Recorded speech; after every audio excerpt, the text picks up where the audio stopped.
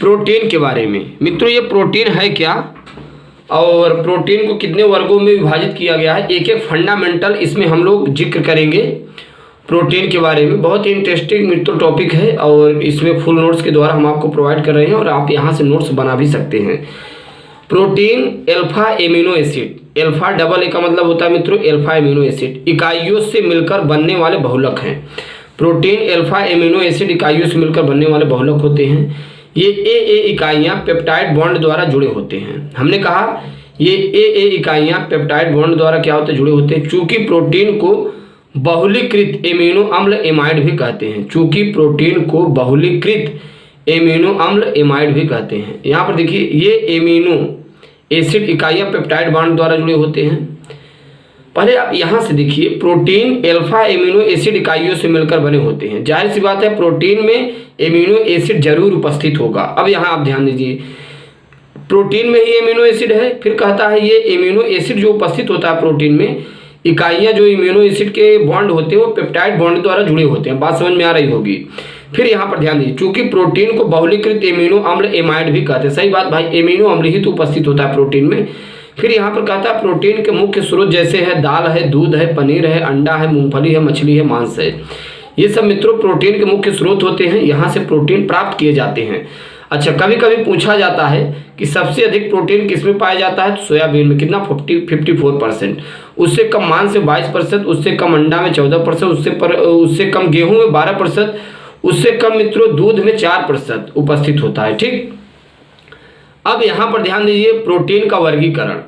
Protein आणविक संरचना के आधार पर इन्हें निम्नलिखित वर्गों में विभाजित किया गया है। ठीक, रेशेदार या फाइबर प्रोटीन। अब ये रेशेदार में तो फाइबर प्रोटीन क्या है, इनमें प्रोटीन के अणु आपस में जुड़कर रेशों का निर्माण करते हैं। हमने कहा इनमें प्रोटीन के अणु आपस में जुड़कर रेशों का निर्माण करते हैं। राइट, ये जल में घुलनशील होते हैं। क्या होते हैं मित्रों, जल में घुलनशील होते हैं। अब देखिए प्रोटीन को कई वर्गों में विभाजित किया गया है आणविक संरचना के आधार पर। तो जो सबसे पहला वर्ग है वो है रेशेदार या फाइबर प्रोटीन। तो यहाँ पर ध्यान दीजिएगा इनमें प्रोटीन के अणु आपस में जुड़कर रेशों का निर्माण करते हैं। जैसे केराटिन, हम लोग जो बाल होते हैं, नाखून होते हैं, त्वचा होती है मित्रों, ये सब रेशे ही तो है एक तरीके से।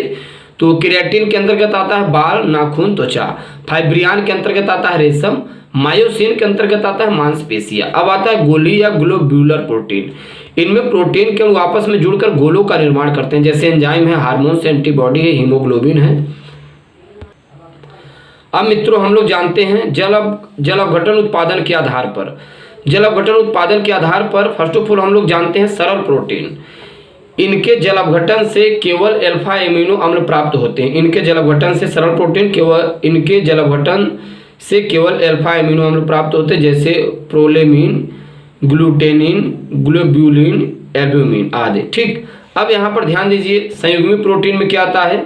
सरल प्रोटीन में आपको समझना है इनके जल अपघटन से केवल एक अल्फा एमिनो प्राप्त होंगे, बस। इससे ज़्यादा नहीं प्राप्त होंगे भाई, सरल प्रोटीन है। जैसे प्रोलेमिन, ग्लूटेनिन, ग्लोब्यूलिन, एल्ब्यूमिन आदि ये सब होते हैं। फिर आता है यहाँ पर मित्रों संयुग्मी प्रोटीन। इनके जल अपघटन से अल्फा एमिनो एसिड व अप्रोटीनीय भाग प्राप्त होते हैं। जैसे न्यूक्लियोप्रोटीन, ग्लाइकोप्रोटीन आदि।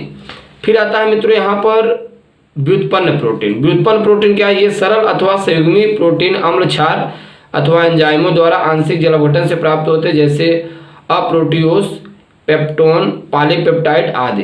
तो इस प्रकार से मित्रों हम लोग प्रोटीन और उनके वर्गीकरण के बारे में सीख पाए। और चैनल पर यदि आप नए हैं फटाफट सब्सक्राइब करना ना भूलना।